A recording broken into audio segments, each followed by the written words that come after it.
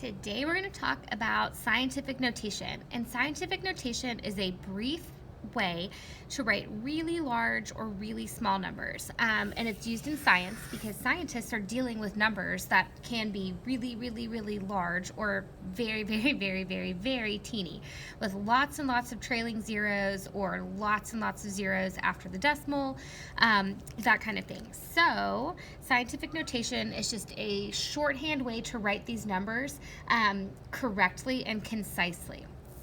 So over here, it says a number is in scientific notation if the first factor is greater than or equal to 1. So that could be something like 7.5 and less than 10, right? That's bigger than 1 and less than 10. And the second factor is a power of 10. So like times 10 to the fourth power. This would be correct scientific notation. There's two things that can make it incorrect. The first is if this first factor isn't greater than 1 and less than 10. So like if I gave you 12.7 times 10 to the third power, right? 12 is too big. Or if I gave you 0.9 times 10 to the eighth power, right? This isn't big enough. It has to be greater than 1 but less than 10. Okay, the other way that it can be incorrect is if this second factor is not a power of 10.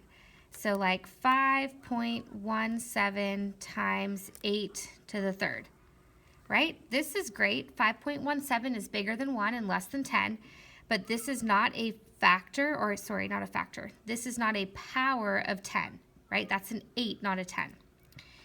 Okay, so down here in this second section, it says multiplying a number by 10 to the nth power, where n is positive, moves the decimal point n places to the right. Okay, so 1.55 times 10 to the sixth power means that this decimal is going to get moved 6 times to the right. So right now it's starting behind the 1. I'm going to move it 1, 2, 3, 4, 5, 6 times. So what do I fill in here? Zeros. Okay, so I'm going to rewrite it 1, 5, 5, 0, 0, 0, 0. We are using commas, and the correct way to use a comma is to start at the end and you count 1, 2, 3, and then place a comma. 1, 2, 3, and then place a comma. So 1.55 times 10 to the sixth is 1,550,000. Okay, let's look at this one right here. I'm going to move my decimal 1, 2, 3, 4, 5. So how many zeros am I going to have to add in there? 3. Because I took my decimal and moved it 1, 2, 3, 4, 5 places. So 305,000. Okay, let's look at this one. There is no decimal point, right? If it's just the number 5, where would the decimal point be? That's like saying 5.0, right? The decimal point is right there. 1, 2, 3, 4.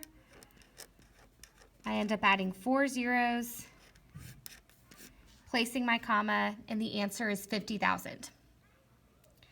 And then on this one, 2.153 times 10 to the second, I move it 1, 2 places, so 215.3 would be my answer. So let's talk about what happens if n is negative.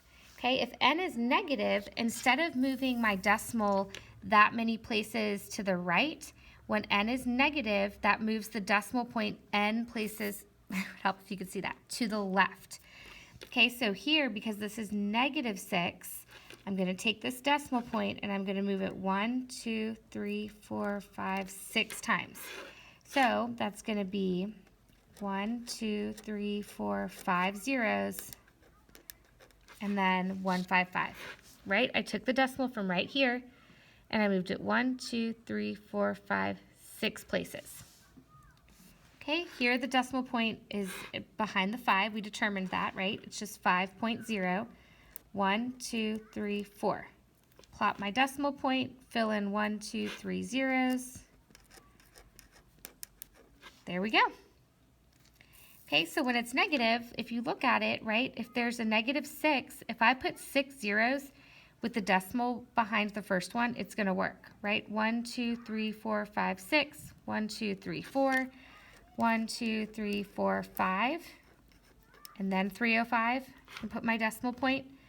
1, 2, 2, 1, 5, 3, and put my decimal point after the first one.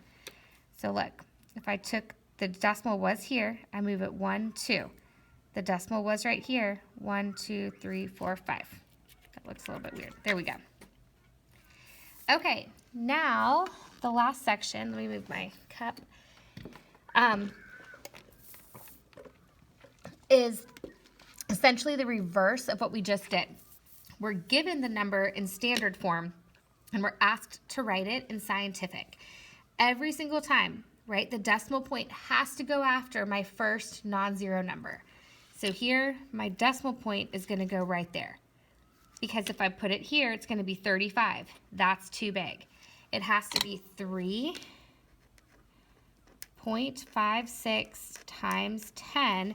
And now we want to figure out how many places would we be moving our decimal point, right? So if I want it to be right here, and it's currently over here, I'm going to move it 1, 2, 3, 4, 6, 7, 8, 9, 10, 11, 12, 13 times. So 3.56 times 10 to the 13th power. Okay, on this one it's 5. I'm going to write 5.0. If you just wrote 5, that would also be fine. So my decimal point's going there. I'm moving it 1, 2, 3, 4, 5, 6, 7, 8, 9 times. 5.0 times 10 to the 9th.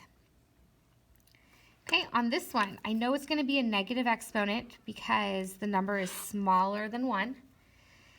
But my decimal point, I want it to be right here to make it 3.2 times 10. I know it's negative.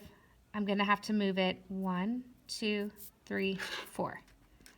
So 3.2 times 10 to the -4th power. Okay. Or why don't we do this? Why don't y'all pause it, do these last 3, and then come back and check.